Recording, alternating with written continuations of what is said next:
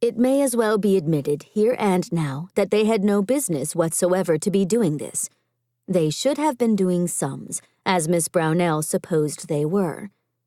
But Emily never did sums when she took it into her black head to write poetry, and Ilse hated arithmetic on general principles. Miss Brownell was hearing the geography class at the other side of the room. The pleasant sunshine was showering in over them through the big window, and everything seemed propitious for a flight with the muses. Emily began to write a poem about the view from the school window. It was quite a long time since she had been allowed to sit out on the side bench. This was a boon reserved for those pupils who had found favor in Miss Brownell's cold eyes, and Emily had never been one of those. But this afternoon, Ilse had asked for both herself and Emily, and Miss Brownell had let both go, not being able to think of any valid reason for permitting Ilse and refusing Emily, as she would have liked to do, for she had one of those petty natures which never forgot or forgive any offense. Emily, on her first day of school, had, so Miss Brownell believed, been guilty of impertinence and defiance, and successful defiance at that. This rankled in Miss Brownell's mind still, and Emily felt its venom in a score of subtle ways. She never received any commendation. She was a target for Miss Brownell's sarcasm continually, and the small favors that other girls received never came her way. So this opportunity to sit on the side bench was a pleasing novelty. There were points about sitting on the side bench. You could see all over the school without turning your head, and Miss Brownell could not sneak up behind you and look over your shoulder to see what you were up to.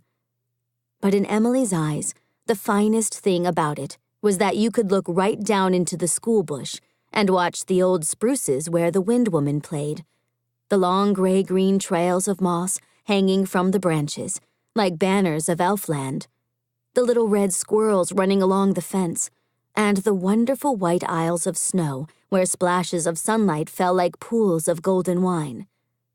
And there was one little opening in the trees through which you could see right over the Blairwater Valley to the sandhills and the gulf beyond. Today, the sandhills were softly rounded and gleaming white under the snow, but beyond them, the gulf was darkly, deeply blue, with dazzling white masses of ice and baby icebergs floating about in it. Just to look at it thrilled Emily with a delight that was unutterable, but which she yet must try to utter. She began her poem. Fractions were utterly forgotten. What had numerators and denominators to do with those curving bosoms of white snow, that heavenly blue, those crossed dark fir tips against the pearly skies, those ethereal woodland aisles of pearl and gold?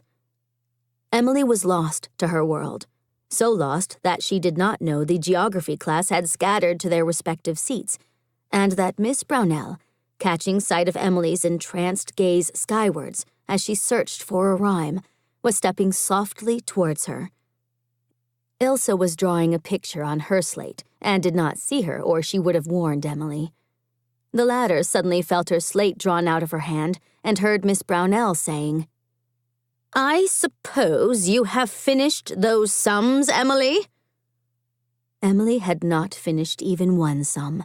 She had only covered her slate with verses that Miss Brownell must not see. Emily sprang to her feet and clutched wildly after her slate.